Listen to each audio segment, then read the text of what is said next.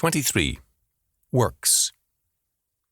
One of the resounding declarations of St. Paul is his affirmation concerning salvation by the grace of God through faith. Quote, "For by grace are you saved through faith, and that not of yourselves.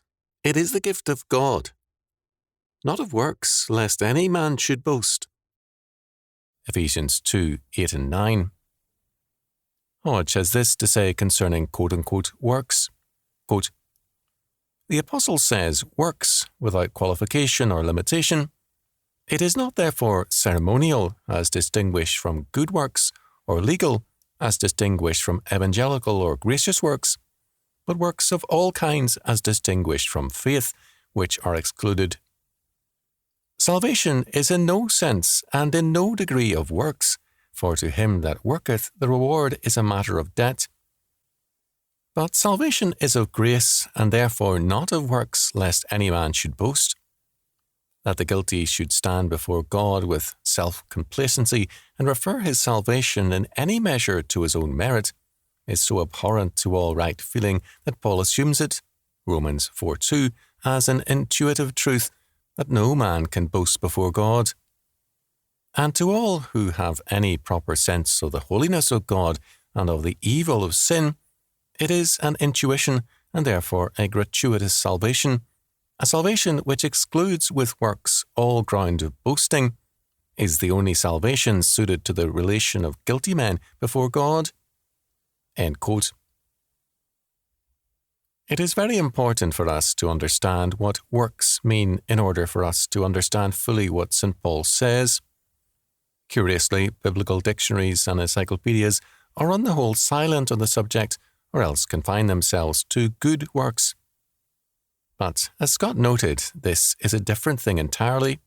Quote, "The term, quote, good works, end quote, is never used in the New Testament for ritual obedience or moral virtue as practiced by unbelievers, or for any other works than, quote, the fruits of the Spirit, end quote.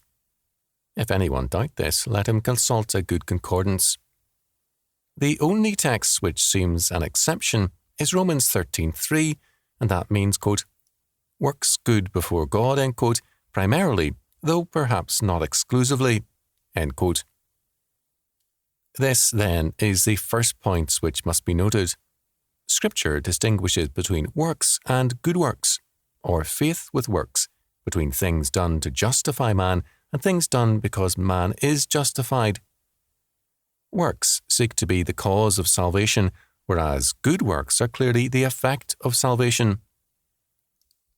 The attempt to gain justification by works is clearly what St. Paul speaks of in Romans 9:32, Galatians 3:10, and Ephesians 2:9.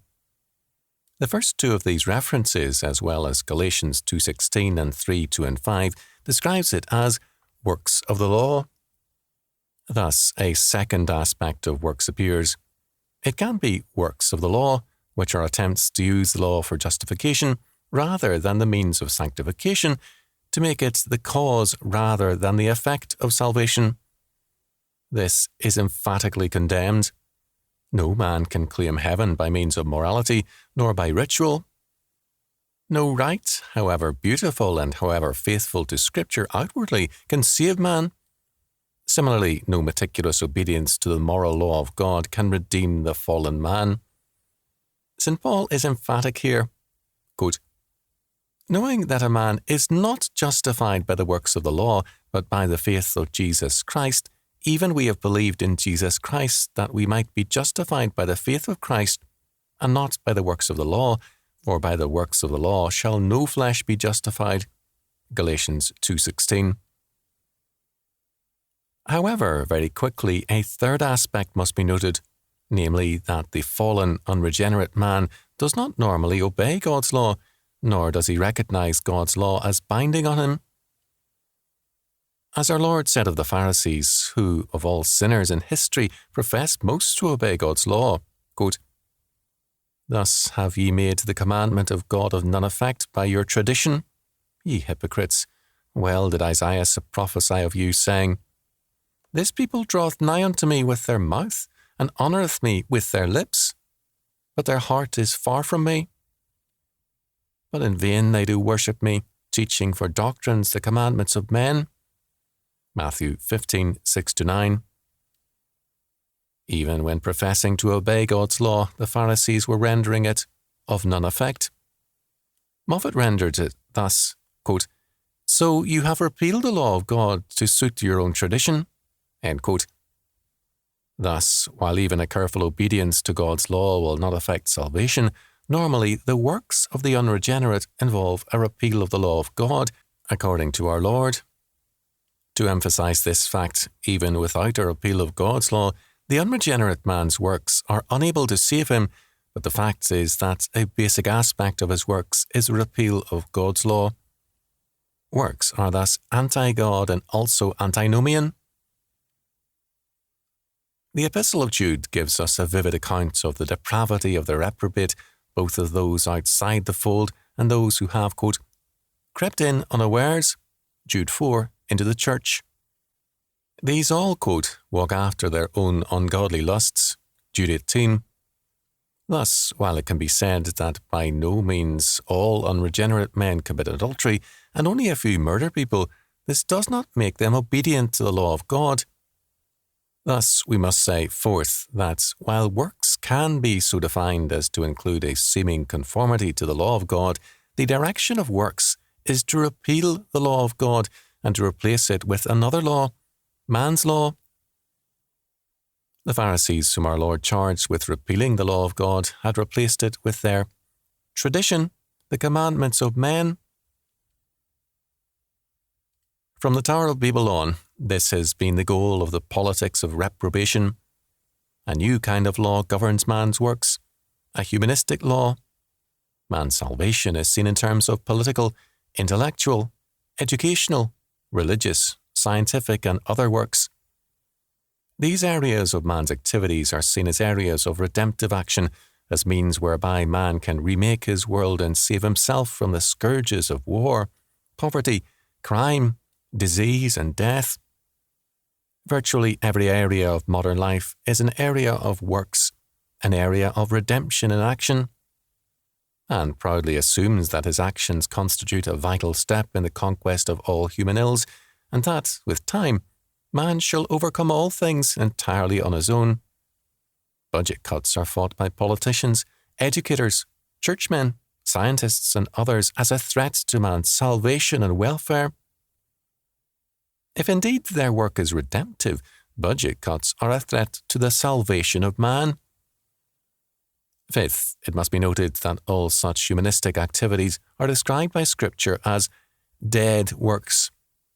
Quote, "Therefore, leaving the principles of the doctrine of Christ, let us go on unto perfection, not laying again the foundation of repentance from dead works and of faith toward God." Hebrews 6:1. Quote, "How much more shall the blood of Christ, who through the eternal Spirit offered himself without spot to God, purge your conscience from dead works to serve the living God?" Hebrews 9:14. The first verse speaks of the Christian duty of progress, the requirement of growth.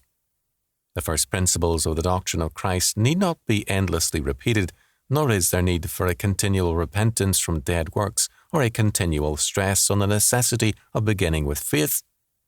Instead, growth towards mature Christian responsibility is required.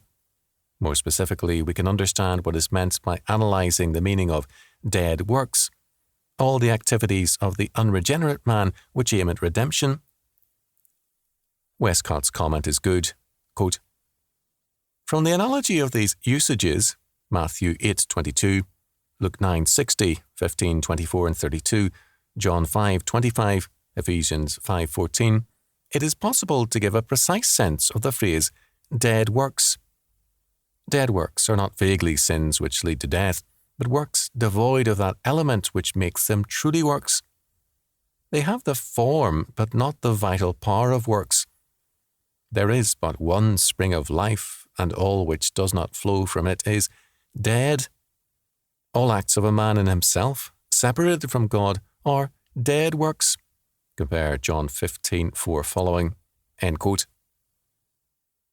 Political, intellectual, educational, religious, scientific and other activities in Christ are good works and are necessary. We are summoned in Moffat's rendering of Hebrews 6:1 to, quote, pass on then to what is mature, leaving elementary Christian doctrine behind, instead of laying the foundation over again, end quote. Instead of dead works, now abandoned, good works are required of us and are the mark of growth and maturity. The whole point of salvation is the restoration of man to a covenantal relationship with God as God's faithful and obedient man, serving God and exercising dominion in His name. As Hebrews 9:14 makes clear, the blood of Christ purges our conscience from dead works and releases us into the service, by good works, of the living God. Westcott commented that the action of the blood of Christ is not to work any outward change, but to communicate a vital force. It removes the defilements and the defiling power of dead works, works which are done apart from Him who is, quote, the life, end quote. These strain the conscience and communicate that pollution of death which outwardly, quote, the waters of separation, end quote, was designed to remove. The Levitical ritual contemplated a death external to the man himself. Here the effects of a death within him are taken away, end quote. Calvin noted of the words, quote, to serve the living God, end quote, that, quote, this, we must observe, is the end of our purgation, for we are not washed by Christ that we may plunge ourselves again into new filth, but that our purity may serve to glorify God, end quote. Sixth, it is clear from some aspects of Pharisaism that works are done by some men to commend themselves to God. There is a belief that man can put God into his debt and therefore earn salvation by merit. It is this idea which is most commonly associated with the idea of a works religion. As we have seen, however, the idea of works has implicit in it a revolt against God. It is a do-it-yourself religion, man-made, and its logic soon reveals that a man-made God is also required. As a result, while this aspect of works must be noted, it must not be overstressed. All men seek justification, and all men, apart from Christ, do, in varying degrees, trust in their works. It must be noted that to seek justification does not necessarily mean seeking it from God. Man the sinner seeks self-justification. Moreover, such men trust in man's work and look to man's work for salvation in implicit or explicit preference to God's work. This means, seventh, that for the covenant breaker there is an inherent efficacy in his own works, in man's works, because, for humanism, man is God, the word of man is the creative word, and the acts of man are creative acts. Eighth, works cannot be defined without a goal. The goal of humanistic works is the city of man. If the goal of good works is not the city or kingdom of God, then there are no works, only pious bleatings. The impotence of Christendom has been due to its failure to define its scriptural goal. It has faced an enemy self-consciously dedicated to building the city of man with only a negative gospel, a mystical escapism, and a vague idea of the goal of salvation. St. James declared, quote, for as the body without the spirit, the breath of life, according to Moffat, is dead, so faith without works is dead. James 2:26. There is no evading this judgment.